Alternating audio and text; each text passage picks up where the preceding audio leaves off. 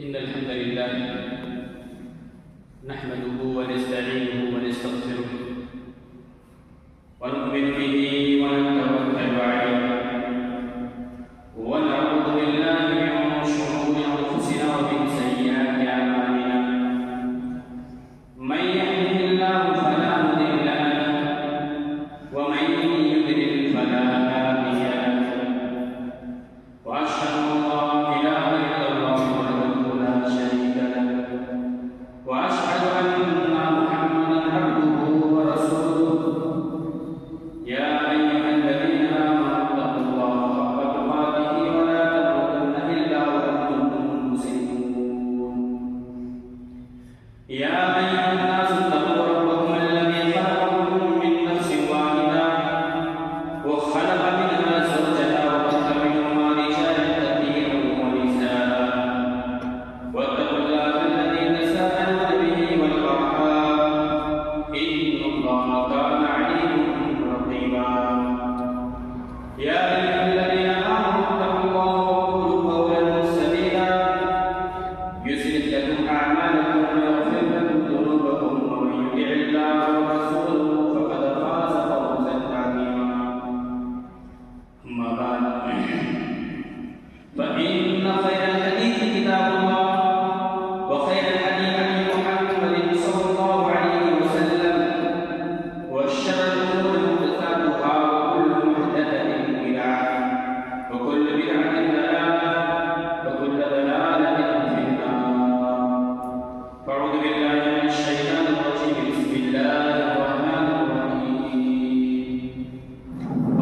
والقرآن المجيد بل عجبوا ما جاءهم منهم فقال الكافرون هذا شيء عجيب أئذا متنا وكنا ترابا ذلك له بعيد قد علمنا ما كفران منهم وعندنا كتاب حفيظ بل كذبوا بالحق لما جاءهم فهم في أمر مريج أفلم ينظروا إلى السماء فوقهم كيف بنيناها وزيناها وما لها من فروج والأرض مددناها وألقينا فيها رواسي وأنبتنا فيها من كل زوج بهيج تبصرة وذكرى لكل عبد منيب ونزلنا من السماء ماء مباركا فأنبتنا به جنات وحب الحصيد والنخل باسقات لها طلع نضيد رزقا للعباد وأحيينا به بلدة ميتا كذلك الخروج كذبت قبلهم قوم نوح وأصحاب الرس وثمود وعاد وفرعون وإخوان هود وأصحاب الأيكة وقوم تبع كل كذب رسله حق وعيد أفأعينا بالخلق الأول بل هم في نفس من خلق جديد وقال الله تعالى في موضع آخر إذ ابتلى إبراهيم ربه بكلمات فأتمهن قال إني جاعلك للناس إماما قال رب اشرح لي صدري ويسر لي أمري واحلل عقدة من لساني يفقهوا قولي رب زدني علما اللهم رب زدنا علما معزز حاضرین جمعہ نوجوان دوستوں عزیز طلباء اور مستقبل کے ہونہار عزیز بچے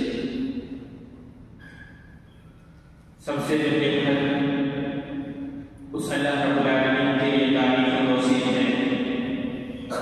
کبریائی و بڑائی ہے جس نے ہمیں اور آپ کو اس داریخانی کے اندر مبعوث کیا اور مبعوث کرنے کے بعد ہمیں یوں ہی بیکار نہیں چھوڑ دیا بلکہ ہمارے رشد ہدایت کے لیے ہماری کامیابی اور کامیابی کے لیے ہمیں غلط و صحیح میں فرق و تمیز بتانے کے لیے ہمیں حلال و حرام کے درمیان فرق و تمیز بتانے کے لیے بہت سارے انبیاء کرام کو اللہ رب العالمین نے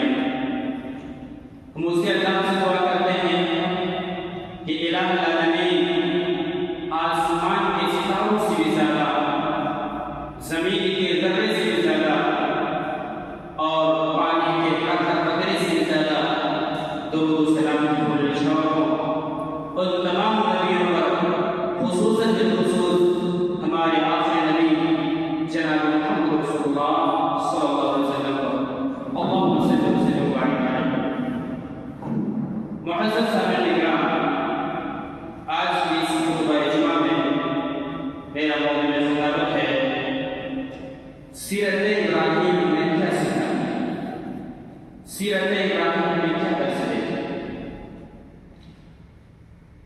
معزز سامعین، حضرت ابراہیم علیہ السلام ایک جلد قدر پیغمبر تھے اور آپ کی زندگی، آپ کی پوری زندگی ابتلا و آزمائش سے پوری پڑی ہوئی ہے۔ پوری زندگی اللہ رب العالمین نے آپ کو طرح طرح سے آزمایا، طرح طرح سے آپ کا امتحان لیا۔ آئیے دیکھتے ہیں حضرت ابراہیم علیہ السلام کون ہے، کیا ہے، ان کا مقام مرتبہ کیا ہے۔ اللہ رب العالمین قرآن کریم کے اندر فرماتا ہے ثم اوحینا الیک ان اتبع ملت ابراہیم حنیفا۔ اللہ رب العالمین اپنے نبی جناب محمد رسول اللہ صلی اللہ علیہ وسلم کو مخاطب کر کے فرماتے ہیں ثم اوحینا الیک، اے نبی صلی اللہ علیہ وسلم ہم نے آپ کی طرف وحی نازل کیا ہے اس بات کی ان اتبع ملت ابراہیم، کہ آپ ملت ابراہیم کی اتباع کریں۔ اور ابراہیم علیہ السلام کو یہ حکم ہوا کہ آپ اللہ کے نبی صلی اللہ علیہ وسلم کی اس بات کا حکم ہوا کہ آپ ملت ابراہیم کی اتباع کریں، اور اسی کے واسطے اور انہی کے واسطے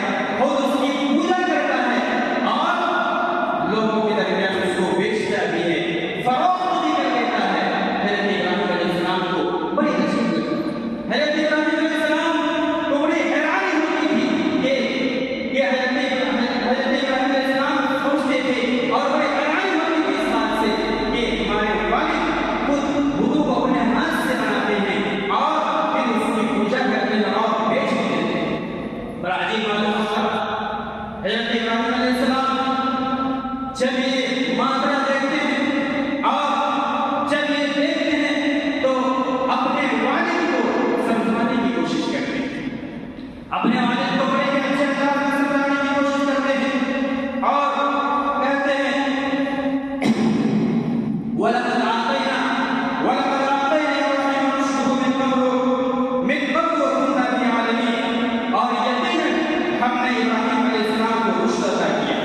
رشد و ہدایت عطا کی تھی، من قبل وَكُنَّا بِهِ عَالِمِينَ، اور ہم اس سے پہلے ان کو جاننے والے تھے.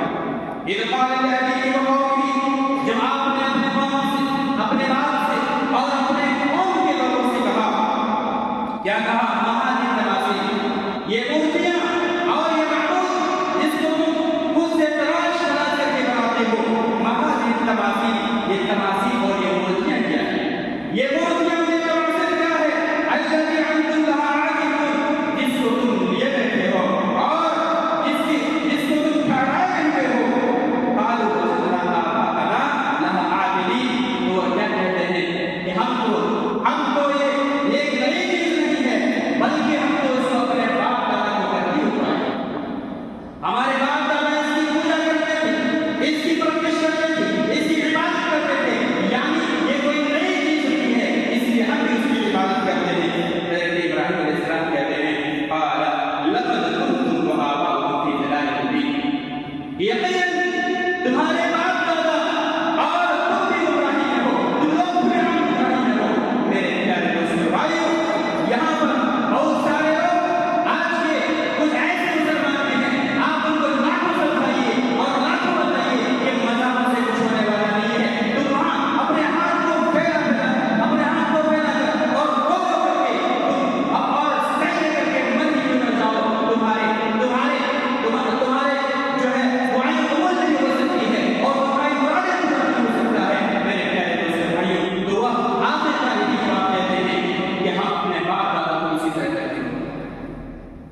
اندازہ لگائیے کہ یہ جواب کس کا تھا؟ یہ جواب کس کا تھا جو کہتے تھے کہ ہم اپنے باپ دادا کو اسی طرح کرتے ہیں؟ میرے پیارے دوستو بھائیو، اسی طریقے سے حضرت ابراہیم علیہ السلام اپنے باپ کو بڑے اچھے انداز سے سمجھاتے ہیں، اپنے گھر سے دعوت و تبلیغ کا آغاز کرتے ہیں اور فرماتے ہیں اذ قال لأبیہ یا ابتی،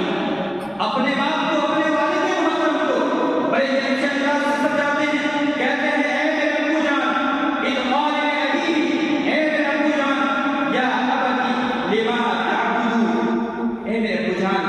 لما تعبدون، آپ کیوں عبادت کرتے ہیں؟ ما لا يسمع، جو نہ سن سکتا ہے، ولا یبصر، اور نہ ہی دیکھ سکتا ہے، اور اتنا ہی نہیں، ولا یغنی عنک شیئا، اور نہ ہی کچھ کام آ سکتا ہے، اور نہ ہی تمہیں کوئی فائدہ پہنچا سکتا ہے. آپ ایسے معبود کی عبادت کرتے ہی کیوں ہیں؟ جو تمہاری پکار کو نہیں سن سکتا، جو تمہیں دیکھ نہیں سکتا، اور نہ ہی تمہیں کچھ فائدہ پہنچا سکتا ہے. میرے پیارے دوستو بھائیو، اس کے بعد حضرت ابراہیم علیہ السلام پھر اچھے لب و لہجے میں سمجھاتے ہیں یا ابتی انی قد جاءنی من العلم ما لم یأتک فاتبعنی، کہتے ہیں یا ابتی، اے میرے ابو جان، انی قد جاءنی من العلم، میرے پاس ایسی علم ہے ما لم یأتک، جو آپ کے پاس نہیں ہے، اس لیے فاتبعنی، آپ میری اتباع کیجیے. میرے پیارے دوستو بھائیو، اس آیت کے اندر غور کیجیے کہ اللہ کے نبی یعنی ابراہیم علیہ السلام اپنے والد محترم کو اتنے اچھے انداز سے سمجھاتے ہیں یا ابتی، یا ابتی، میرے پیارے بچوں، اور کہتے ہیں کہ میرے پاس ایسی علم ہے جو آپ کے پاس علم نہیں ہے. وہ یعنی آپ کے پاس علم تو ہے لیکن وہ علم نہیں ہے جو میرے پاس ہے. یعنی توحید کا علم، عقیدے کا علم اور توحید کا علم جو میرے پاس ہے آپ کے پاس نہیں ہے. میرے پیارے دوستو بھائیو، سمجھانے کا طریقہ دیکھیے. آج بہت سارے لوگ کسی کو سمجھاتے ہیں تو کیا کہتے ہیں کہ تو جاہل ہے اور میں عالم، تو جاہل ہے، تو کچھ نہیں جانتا ہے، میں سب کچھ جانتا ہوں. میرے پیارے دوستو بھائیو، حضرت ابراہیم علیہ السلام کیا کہتے ہیں کہ میرے پاس وہ علم ہے جو آپ کے پاس علم نہیں ہے. فاتبعنی، اس لیے آپ میری اتباع کیجیے، آپ میری اتباع کیجیے. اهدیک صراطا سویا، میں تمہیں سیدھے راستے کی طرف، مستقیم راستے کی طرف میں تمہاری رہنمائی کرنے والا ہوں. یا ابتی، پھر آپ وہی جملہ استعمال کرتے ہیں یا ابتی لا تعبد الشیطان، آپ شیطان کی اتباع مت کیجیے.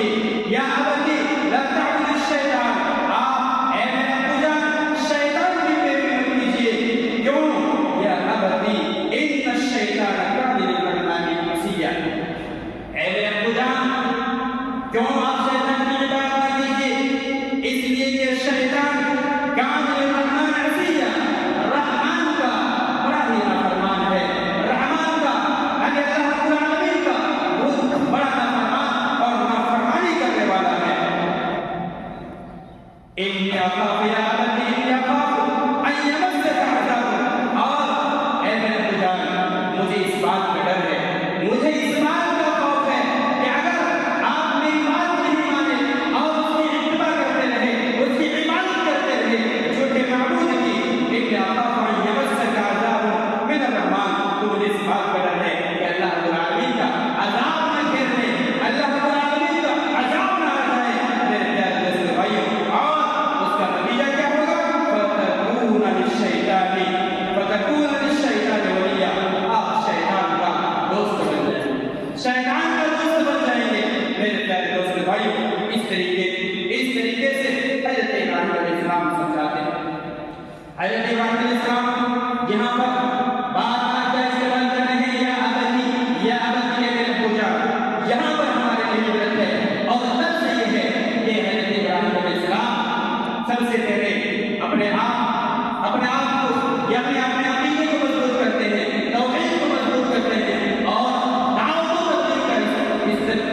تبلیغ کا آغاز اپنے گھر سے کرتے ہیں، اپنے والدین کو گھر سے کرتے ہیں۔ اس لیے لہٰذا ہمیں چاہیے کہ ہم بھی اگر دعوت و تبلیغ کا آغاز کریں تو سب سے پہلے خود سے، اپنے گھر سے میرے پیارے دوست بھائیوں۔ اور دوسری بات یہ ہے کہ آپ یعنی ابراہیم علیہ السلام یہاں پر بار بار اپنے والدین محترم کو یا ابتی کر کے اے میرے پیارے ابو جان، اے میرے پیارے ابو جان، کتنے بہترین انداز سے سمجھاتے ہیں میرے پیارے دوست بھائیوں۔ بہت سارے لوگ مل جائیں گے آپ کو معاشرے کے اندر، سماج کے اندر، جو یہ کہتے ہیں کہ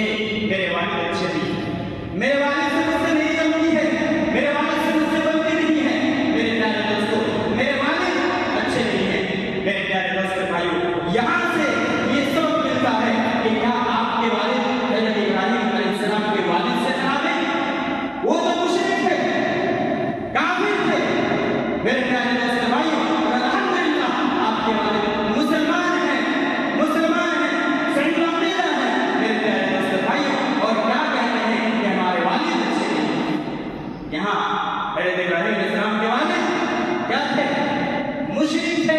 اس کے باوجود بھی کیا کہتے ہیں اے میرے ابو جان، اور اپنے والد کے احترام کرتے ہیں اور کئی طریقے سے سمجھانے کی کوشش کرتے ہیں۔ آخرکار کیا ہوتا ہے؟ اور ابراہیم علیہ السلام ایک چیز کی دھمکی دینے لگتے ہیں، اراغب انت عن آلہتی یا ابراہیم لئن لم تنتہی لارجمنک واہجرنی ملیا۔ کیا کہتے ہیں کہ اے ابراہیم، کیا تو معبودوں سے متوازی کرتا ہے؟ لئن لم تنتہی لارجمنک، اگر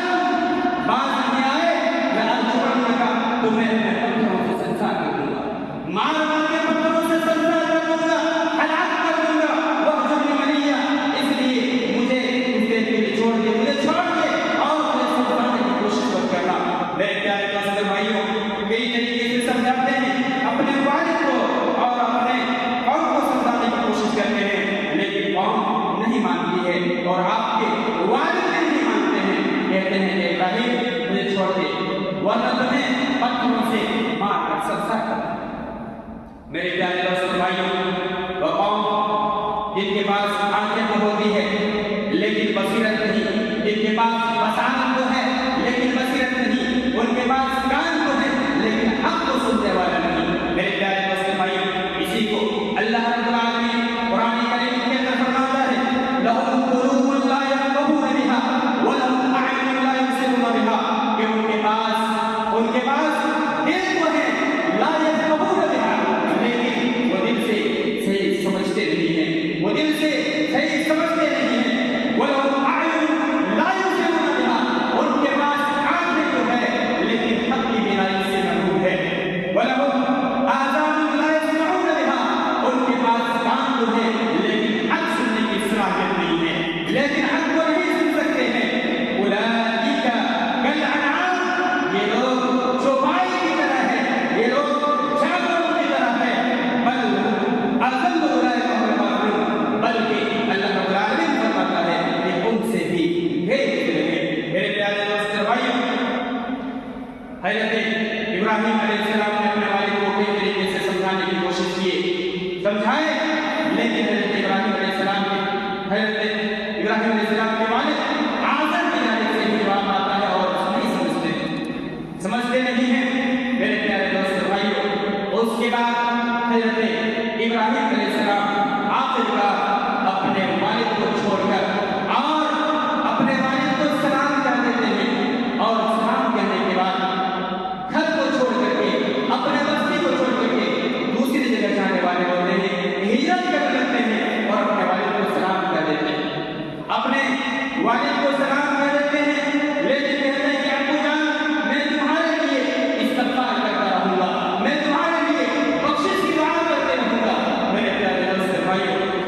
اس کے بعد حضرت ابراہیم علیہ السلام اس وقت تک مغفرت کی دعا کرتے رہتے ہیں جب تک اللہ رب العالمین کی طرف سے اس کو روک نہیں دیا جاتا ہے اور منع نہیں کر دیا جاتا ہے کہ آپ ایک مشرک کے لیے مغفرت کی دعا نہیں کر سکتے ہیں۔ میرے پیارے دوست بھائیو،